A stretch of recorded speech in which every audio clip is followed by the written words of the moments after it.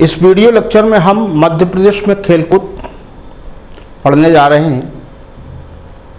देखिए, इसके पहले वाले वीडियो लेक्चर में मैंने आपको मध्य प्रदेश में खेलकूद से संबंधित महत्वपूर्ण खेल अकादमी और मध्य प्रदेश में खेलकूद के विकास के लिए जिम्मेदार मंत्रालय के रूप में खेल एवं युवा कल्याण मंत्रालय के बारे में बताया था।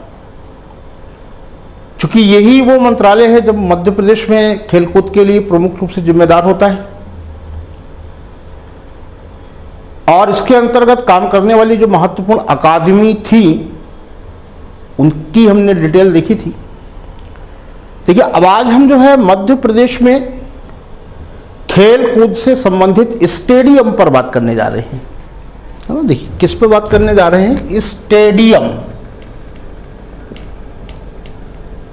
और स्टेडियम शब्द हम सब किसी के लिए नया नहीं है ना, चूंकि एक व्यवस्थित मैदान होता है, प्लेस होता है जहाँ पर खिलाड़ी खेलते हैं और साथ में दर्शक, खेल देखने वाले लोग बैठते हैं, आनंद लेते हैं। तो कुल मिलाकर एक बहुत सिस्टमैटिक एक प्लेस होता है जिसको हम स्टेडियम नाम से संबोधित करते हैं। देखिए, मध्य प्रदेश में वैसे तो कोई एक स्टेडियम है नहीं, है। यहाँ बात समझ लीजिए आप कि मध्य प्रदेश की पहली जो खेल नीति थी वो 1989 में बनी थी और उसके बाद जो नई खेल नीति है वो 2005 में बनी है। और जो नई खेल नीति 2005 है तो उसमें बड़ा स्पष्ट रूप से कहा गया है कि मध्य प्रदेश के प्रत्येक जिले में खेलों के विकास करने के लिए एक स्टेडियम बनाया जाएगा। तो इस तरीके से भाई ये स्टेडियम तो मध्य प्रदेश के हर जिले में है और नहीं है तो बनाए जा रहे हैं, लेकिन हर स्टेडियम चर्चा का विषय नहीं होता है। भाई हम यहाँ एग्जाम के लिए तैयारी कर रहे हैं और इसलिए हम उन स्टेडियमों के बारे में बात करेंगे जिनके बारे में एग्जाम में पूछे जाने की एक संभावना है, जो बहुत चर्चित है, जिसके बहुत सारे कारण हैं। तो यही कारण है कि हम सिर्फ स्टेडियम की एक लिस्ट नहीं देखेंगे जैसा कि सामान्य रूप से आपको किताबों में दिखाई पड़ती है कि फला स्टेडियम कहाँ है तो खट करके जवाब नहीं। हम उसकी पूरी एक डिटेल जानकारी लेना चाहेंगे ताकि प्रश्न किसी भी एंगल से आ जाए, है ना, आड़ा टेढ़ा सीधा, तो हम उसको जो है कर ले, साथ में रटने की भी जरूरत ना हो। तो देखिए, ऐसी स्थिति में अब हम महत्वपूर्ण स्टेडियमों की बात करना स्टार्ट करते हैं और मध्य प्रदेश में सबसे महत्वपूर्ण स्टेडियम जब बात की जाती है तो यह नाम आता है ऐशबाग स्टेडियम। देखिए, ऐशबाग स्टेडियम, अब देखिए पहली बात तो ये इसका फैक्ट हम देख लें तो ये कहाँ है? तो ये भोपाल में है ना, मध्य प्रदेश की राजधानी भोपाल में स्थित यह स्टेडियम है। और चूंकि यह स्टेडियम कब स्थापित हुआ, इसकी स्थापना 1931 में हुई, जिसका मतलब है आजादी के पहले का। और रियासती जमाने में नवाबों के काल में जो है ये स्टेडियम जो है बनाया गया था और इसी कारण हम कहेंगे कि ये स्टेडियम जो है वो मध्य प्रदेश का सबसे ओल्ड, सबसे पुराना स्टेडियम है। ये फैक्ट भी हमें याद रखना है। और चूंकि अब आपको याद करने में दिक्कत भी नहीं है, 1931 में ऐशबाग स्टेडियम की स्थापना हो रही है और ये मध्य प्रदेश का सबसे पुराना है। देखिए, ये स्टेडियम किसके लिए समर्पित है? हॉकी खेल के लिए समर्पित है और यही कारण है कि मध्य प्रदेश में खेल के कई नामी गिरामी खिलाड़ी हुए, क्योंकि यहाँ पर जो है हॉकी से संबंधित काफ़ी अच्छी सुविधाएं थी। ध्यानचंद, कैप्टन रूप सिंह, बड़े नाम हैं, और असलम शेर खान जैसे लोग का नाम जो है वो भोपाल से ही जो है जुड़ा रहा है। और उसका कारण है कि ऐशबाग स्टेडियम में जो है हॉकी खेलने की बड़ी अच्छी सुविधा थी और अंतर्राष्ट्रीय स्तर के मैच कराने की भी सुविधा थी। लेकिन समय के साथ चूंकि स्टेडियम पर जो है सरकार ने बिल्कुल भी ध्यान नहीं दिया और परिणाम ये हुआ कि कुछ दिनों के बाद जो है ये स्टेडियम वह सत्यानाश हो गया और फिर बहुत दिनों तक जो है इसकी बहुत दुर्दशा रही, समाचार पत्रों की सुर्खियां भी बनता रहा और इसके बाद फिर इसको जो है रेनोवेट किया गया और रेनोवेट करने के बाद जो है एस्ट्रोटर्फ, देखिए एस्ट्रोटर्फ बिछाया गया। अब देखिए एस्ट्रोटर्फ क्या होता है। देखिए आपने देखा होगा कि जो स्टेडियम होते हैं तो मिट्टी के बने होते हैं, है ना, वहाँ मिट्टियाँ होती हैं। अब होता क्या है कि जब उनमें जो है खेल होते हैं, खिलाड़ी लगातार जो है मैदानों का इस्तेमाल करते हैं तो खेलते खेलते जो है गड्ढे पड़ जाते हैं तो दिक्कतें होने लगती हैं। तो इन सब समस्याओं का निराकरण करने के लिए, अब जब नेचुरल जो घास होती है तो वो तो भाई बहुत देर तक दम नहीं पकड़ पाती, तो उसकी जगह में कृत्रिम घास बिछाने का सिलसिला चालू हुआ और ये सिंथेटिक है और ये अमेरिकन मानक पर आधारित एक घास जो लगाई जाती है, बिछाई जाती है। तो इसका फायदा ये होता है कि मैदान हमेशा समतल होता है और चाहे आप जितना खेलो कभी कोई गड्ढा पड़ता ही नहीं। तो इसलिए एस्ट्रोटर्फ का प्रचलन आया। और दूसरी तरफ हम देखते हैं कि अंतर्राष्ट्रीय स्तर पर अब जो खेल के मैदान हैं जहां अंतर्राष्ट्रीय प्रतियोगिताएं होती हैं तो वहां एस्ट्रोटर्फ मैदान ही है। अब उससे दिक्कत क्या होती है कि आप अपने घर में जब प्रैक्टिस करते हैं तो मैदान मिट्टी वाले मैदान में कर रहे हैं और जब अंतर्राष्ट्रीय स्तर पर जब आपको जो है खेल खेलना होता है तो एस्ट्रोटर्फ में तो गड़बड़ तो हो ही जाएगा, है ना भाई, मिस्टेक होना तय है। जब तक कि आप उसी माहौल में ही जो है प्रैक्टिस ना करें तो इन सब बातों को लेकर हॉकी से जुड़े हुए लोगों ने सरकार को जो है अनुशंसाएं, रिकमेंडेशन भेजी और परिणामतः ऐशबाग स्टेडियम को जो है एस्ट्रोटर्फ का बनाया गया। इसी से आप अंदाजा लगा दीजिए कि इसमें 1,60,00,000 रुपए का खर्चा है। यानी बड़ा खर्च होता है यार, है ना, कोई हंसी मजाक नहीं है। ये टर्फ बिछाने में ही जो है काफ़ी बड़ा खर्च होता है, लेकिन हमारी मध्य प्रदेश सरकार जो है हमेशा खर्च करने के लिए जो है तत्पर रहती है और उसने खर्च किया, इसको आधुनिक बनाया। देखिए वहीं हम देखते हैं कि इसकी जो दर्शक क्षमता है, दर्शक क्षमता तो 10,000 लोग एक साथ बैठकर यहां होने वाले हॉकी का जो है आनंद ले सकते हैं। तो देखिए इन सब विशेषताओं के साथ हमारे सामने आ रहा है ऐशबाग स्टेडियम। बात समझ में आ गई होगी। अब चाहे किसी भी तरीके का प्रश्न पूछ लिया जाए कि मध्य प्रदेश का सबसे पुराना खेल स्टेडियम, तो आप कहेंगे ऐशबाग। ऐशबाग कहाँ है? आप कहेंगे भोपाल। ऐशबाग की स्थापना कब हुई? 1931। किस खेल को समर्पित है? हॉकी।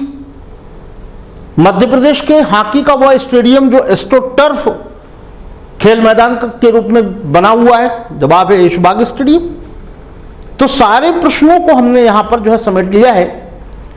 देखिए अब इसके बाद हम दूसरे एक स्टेडियम के बारे में बात करेंगे और वह स्टेडियम है कैप्टन रूप सिंह स्टेडियम। देखिए कैप्टन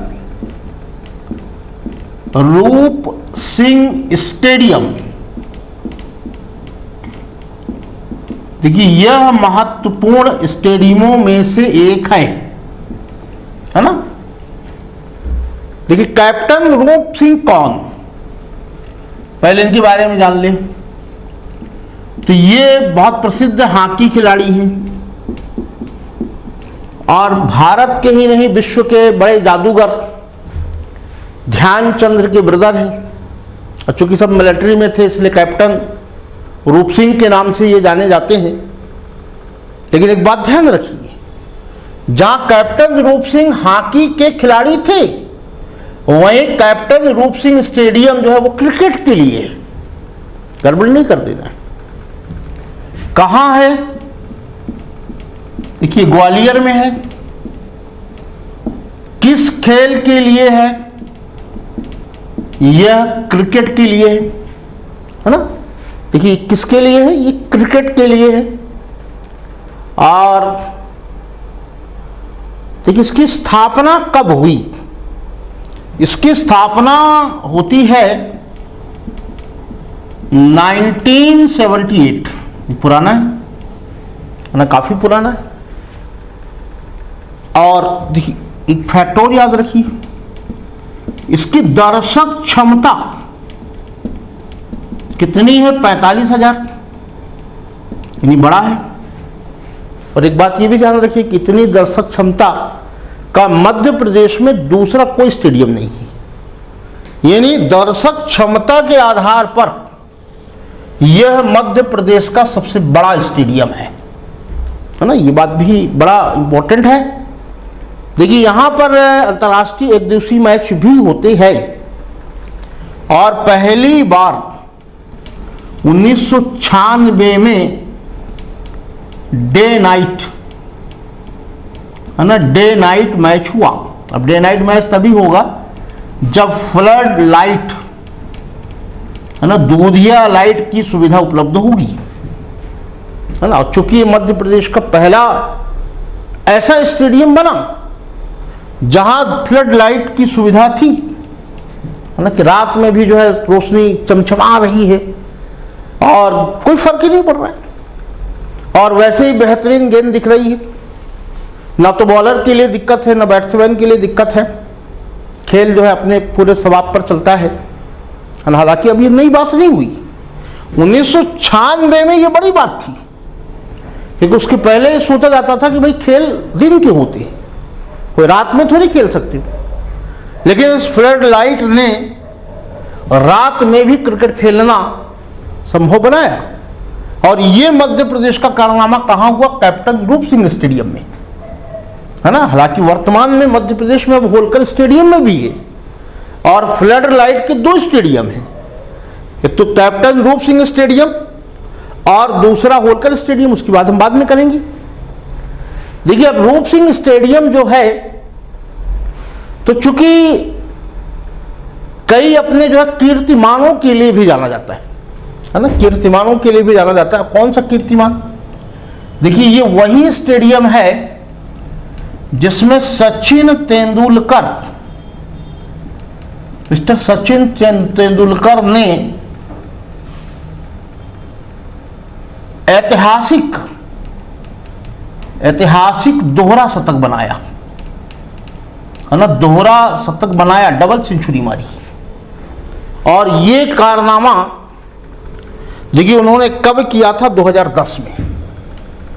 2010 मैच था भारत वर्सेस दक्षिण अफ्रीका, और इस मैच में मास्टर ब्लास्टर सचिन तेंदुलकर जी ने हिस्टोरिकल काम कर दिया, और ये काम था दोहरा शतक बना देना।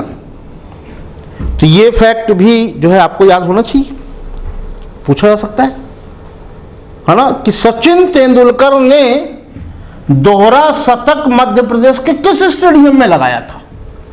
तो कोई कंफ्यूजन की जरूरत नहीं है, सीधे हम कहेंगे कैप्टन रूप सिंह स्टेडियम में जो है उन्होंने यह कारनामा किया था, और मध्य प्रदेश के लिए ये बड़ी बात हो गई। देखिए इसके बाद हम बात करेंगे नेहरू स्टेडियम। देखिए नेहरू स्टेडियम की हम बात करने जा रहे हैं।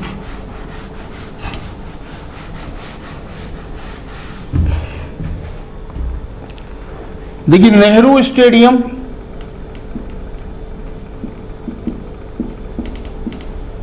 अब देखिए भारत में मध्य प्रदेश में नेहरू स्टेडियम कई हो सकते हैं, लेकिन चर्चित जो है वो इंदौर में है, और इसका एक्चुअल में पूरा नाम जो है वो जवाहरलाल है, जवाहरलाल नेहरू, है ना। नेहरू कहेंगे तो भाई जवाहर ही होंगे, मोतीलाल होंगे, लेकिन ये जवाहरलाल है। लेकिन कभी मैंने ना तो किसी को कहते हुए सुना है और ना ही कभी किताब में देखा है। लेकिन स्टेडियम में जरूर लिखा है जवाहरलाल नेहरू स्टेडियम, है ना, JL नेहरू स्टेडियम। और ये बता दूं कि बहुत पुराना है, 1964, और कहाँ है, इंदौर में है। और यही वह स्टेडियम है जहां अंतर्राष्ट्रीय मैच होते हैं, है ना। हालांकि इस मैच के साथ जो है कुछ विवाद भी जुड़े हुए हैं, है ना। ठीक है, हम उनकी बात बाद में करेंगे। देखिए, इस मैच में कौन कौन से खेल होते हैं? क्रिकेट, खो खो, है ना, अपना देसी खेल है, बास्केटबॉल,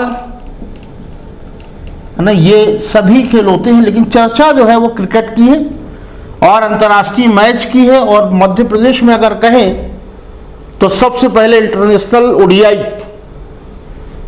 वो नेहरू स्टेडियम में ही हुआ, और यही कारण है कि काफी चर्चा का जो है विषय भी बना रहा। देखिए, इसकी दर्शक क्षमता 25,000 है ना, रूप सिंह से कम है, कम नहीं, एक प्रकार से कह सकते हैं आधी है।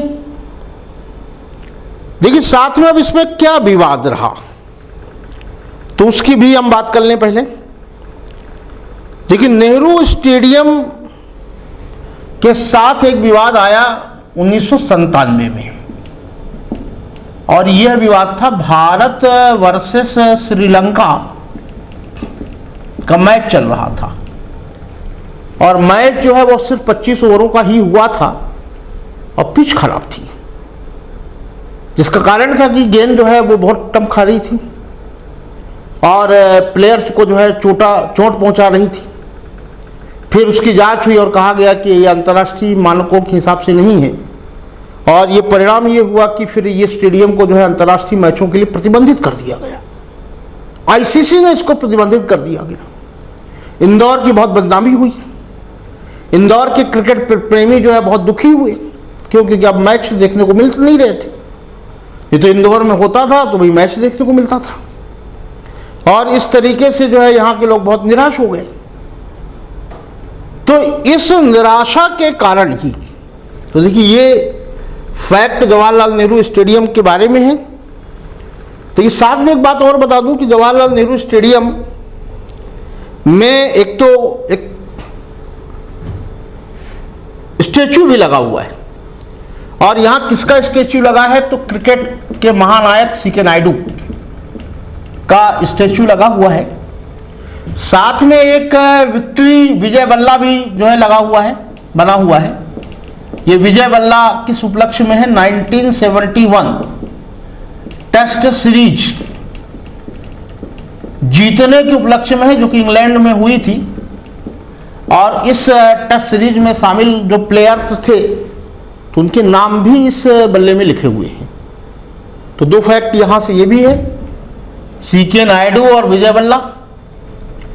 देखिए, अब मैंने कहा कि 1997 के बाद जब इंदौर का नाम खराब हुआ, और खराब होने के बाद चूंकि इंदौर के खेल प्रेमियों को अब खेल देखने का मौका नहीं मिलने लगा, तो ऐसी स्थिति में अब अंतर्राष्ट्रीय मैच कराने के लिए जो है तैयारियां पुनः प्रारंभ की गई, और ऐसी स्थिति में एक नया स्टेडियम बनकर तैयार हुआ। खैर वो एकदम नया तो नहीं था, पुराना स्टेडियम था, और उसको जो है रिनोवेट किया गया। उसका नाम था ऊषा राजे स्टेडियम, है ना, race course road race course Indore, है ना। सामान्य रूप से पूछा जाएगा कि कहाँ है, इंदौर में है। देखिए, इसकी स्थापना वैसे तो 1990 में की गई थी, लेकिन जैसे मैंने कहा कि 1997 के बाद अंतर्राष्ट्रीय मैच कराने के लिए जो है एक नए स्टेडियम की स्थापना करनी थी, और इस तरीके से ऊषा राजे स्टेडियम को जो है तैयार किया गया। और अंतर्राष्ट्रीय मैच यहाँ कराए गए। और इसके बाद जो है 2010 में इसका नाम बदला गया और बदलकर जो इसका नाम कर दिया गया होलकर स्टेडियम। होलकर स्टेडियम, देखिए ये मध्य प्रदेश का सबसे अत्याधुनिक स्टेडियम। हालांकि यह छोटा है, क्यों? क्योंकि दर्शक क्षमता इसकी मात्र 30,000 है। मात्र इसलिए लगाया क्योंकि रूप सिंह से कम है, यानी उससे छोटा है, लेकिन आधुनिक बहुत है। फ्लड लाइट की यहां भी सुविधा है। और एक बात और याद रखिए कि खेलों का ग्लैमरस किसको कहा जाता है? आईपीएल, इंडियन प्रीमियर लीग और आईपीएल जो है वो होलकर स्टेडियम में हो चुके हैं, है ना। इसके लिए भी जाना जाता है। और चूंकि इसमें जो है खेल कम, सुंदरता ज्यादा बिखरती है। चीयर्स, बालाएं, है ना, ये सब कुछ हमें जो दिखाई पड़ता है। तो आईपीएल भी यहां हो चुका है, ओडीआई भी हो चुका है। साथ में एक बात याद रखिए कि ये वही मैदान है, ये वही मैदान है जहां वीरेंद्र सहवाग ने दोहरा शतक लगाया, है ना, डबल सेंचुरी मारी। देखिए अब वीरेंद्र सहवाग जो होलकर में डबल सेंचुरी मार रहे हैं, जबकि सचिन कहाँ मार रहे हैं? रूप सिंह, कैप्टन रूप सिंह स्टेडियम ग्वालियर में ये कारनामा कर रहे हैं। देखिए इसके बाद फिर एक फैक्ट और है नेहरू स्टेडियम के बारे में ही फिर से बता दूं मैं आपको, चूंकि इसी बीच में कि मैंने कहा कि 1997 में चूंकि नेहरू स्टेडियम में जो है ओडीआई होना प्रतिबंधित हो गया था, लेकिन तमाम प्रयासों के बाद नेहरू स्टेडियम में पुनः 2001 में एक ओडीआई हुआ था। और यह ओडीआई जो है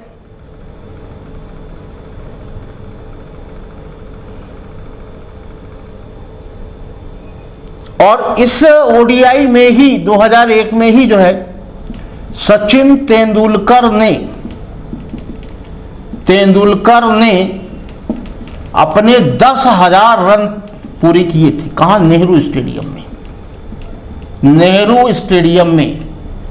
देखिए महत्वपूर्ण फैक्ट है, इसलिए इसको यहां याद रखेंगे, है ना। और इसको हम याद रखें कि कभी भी जो है एग्जामिनेशन में अगर पूछ लिया जाए तो हम बता सकें, है ना। वीरेंद्र सहवाग होलकर स्टेडियम 219 रन उन्होंने बनाए थे। देखिए इस तरीके से जो है ये हमारे लिए महत्वपूर्ण स्टेडियम है। देखिए इस क्रम में आगे हम बढ़ते हैं और अब हम आते हैं एक ऐसे स्टेडियम के बारे में जिसका नाम है तात्या टोपे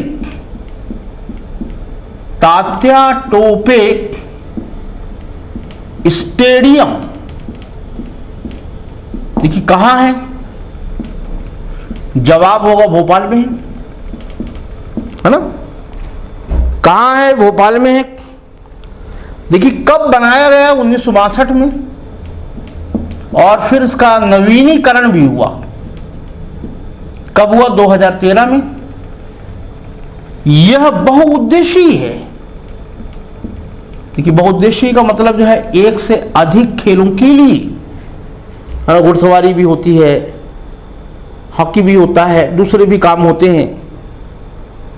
और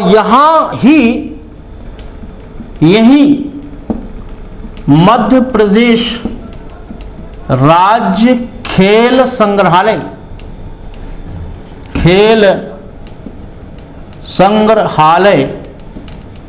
भी स्थापित किया गया है। ये बात भी याद रखिए, क्योंकि बड़ा फैक्ट है।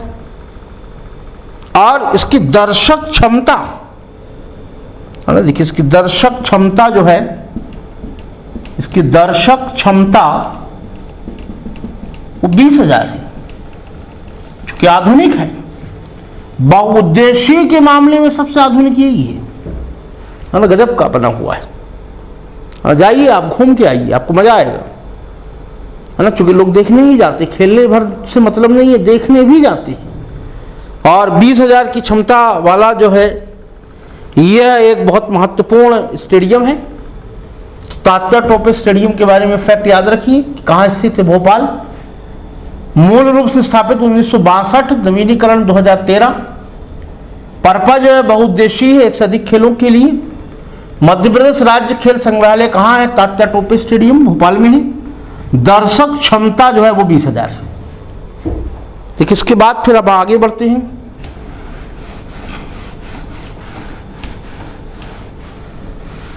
देखिए बात करते हैं अभय खेल प्रशाल की।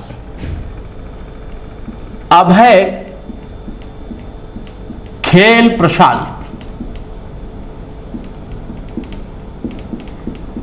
है ना। देखिए अभय मतलब किसी व्यक्ति का नाम है, अब किसका है बताऊंगा। खेल एंड स्पोर्ट्स और प्रशाल मतलब मैदान। देखिए कहां है, इंदौर में है ना, ये इंदौर में है। और इसकी स्थापना वैसे तो 1983 में हुई, और तब इसका नाम जो है वो सिर्फ खेल प्रशाल था, है ना, खेल प्रशाल था जब बन के तैयार हुआ। और 1983 में अगर हम बात करें तो मुख्यमंत्री कौन होगा, अर्जुन सिंह, 1983। और अर्जुन सिंह जब आए इसका उद्घाटन करने, क्योंकि इसको बनाने में सबसे ज्यादा योगदान जो है अभय छजलानी, है ना, नई दुनिया पत्रकारिता से जुड़े हुए व्यक्ति का रहा। और यही कारण है कि माननीय मुख्यमंत्री अर्जुन सिंह ने इस खेल प्रशाल का नाम जो है अभय छजलानी के नाम पर अभय खेल प्रशाल कर दिया। देखिए ये किस काम के लिए है, तो यह टेबल टेनिस, है ना, टेबल टेनिस। वैसे तो मुख्य रूप से टेबल टेनिस के लिए ही है, लेकिन बैडमिंटन भी होता है। और चूंकि ये इंडोर गेम है, तो मध्य प्रदेश का ये सबसे बड़ा इंडोर स्टेडियम है। मध्य प्रदेश का सबसे बड़ा इंडोर स्टेडियम बन चुका है। अब ये फैक्ट अगर आपसे पूछा जाए तो आप जो है इसकी कहानी जो है पूरी इस तरीके से याद करके बता सकते हैं। और इसकी दर्शक क्षमता, देखिए इसकी जो दर्शक क्षमता है तो ज्यादा नहीं, 10,000 है। देखिए एक एक बात, एक एक जर्रा जर्रा मैं जो है क्लियर कर रहा हूं, इसलिए नहीं कि हर बात आपसे एग्जाम में आएगी, इसलिए कि इतना जब आप पढ़ लेंगे तो कोई ना कोई बात याद रह जाएगी, तो उसके थ्रू एग्जाम में अगर कोई फैक्ट अगर आ जाएगा तो आपको याद आ जाएगी। देखिए थोड़ा ज़्यादा पढ़ लें, कहानियाँ पढ़ लें, जैसे बीच बीच में मैं आपको थोड़ी एक्स्ट्रा जानकारी इसलिए सुनाता रहता हूँ कि उसके थ्रू लेक्चर याद होता है, मन लग जाता है। तो यहाँ से बात आपको जो है समझ में आ गई होगी। देखिए ये तो थे बहुत महत्वपूर्ण स्टेडियम। अब इसके बाद एक दो स्टेडियमों की बात और कर लें, जिसमें पंडित रविशंकर शुक्ल स्टेडियम है। देखिए पंडित रविशंकर शुक्ल स्टेडियम है। अब ये कहां है, तो ये जबलपुर में है। कब बनाया गया, 1976। दर्शक क्षमता कितनी है, 15,000। और एक बात याद रखिए, यहां सिर्फ राज्य स्तरीय क्रिकेट ही संपन्न होता है ना, चूंकि क्रिकेट के लिए है। और ये अंतर्राष्ट्रीय स्तर वगैरह कुछ नहीं, राष्ट्रीय और राज्य स्तरीय बस, इसलिए बहुत ज़्यादा चर्चा का विषय नहीं बनता है। बट कभी पूछे आपसे जो है बताने के लिए है ना, पूछ सकते हैं। देखिए वहीं रानी ताल है ना। 2 नाम और बता दूं आपको, हालांकि उतने बड़े स्तर के नहीं हैं, इसीलिए एग्जाम में पूछे भी बहुत कम गए हैं, लेकिन कभी बाय द वे पूछ लें तो इसलिए 2 नाम और आपको बता दे रहा हूं। रानी ताल स्टेडियम, यह भी जबलपुर में है, क्रिकेट के लिए ही है, राज्य स्तरीय। और ठाकुर रणमत सिंह स्टेडियम कहाँ है, तो ये रीवा में है ना। अब ये कोई बहुत बड़े नहीं हैं, है ना, सब ये जिला स्तरीय खेल वेल होते हैं, गली मोहल्ले वाले खेल होते हैं। और ऐसे बहुत सारे स्टेडियम जो है मध्य प्रदेश के हर जिले में हैं, और उनका नाम याद रखना जो है पीएससी के लिए जरूरी नहीं है। तो देखिए, जो महत्वपूर्ण थे, जिनसे पूछे जाने की खूब संभावना थी, तो ऐसे स्टेडियमों के बारे में हमने जो है बहुत डिटेल में जो है डिस्कस कर ली है, चर्चा कर ली है। और मैं इस लेक्चर में सिर्फ स्टेडियम की ही बात कर रहा हूं, ताकि हम पहले इनके बारे में हम कंसंट्रेशन कर सकें।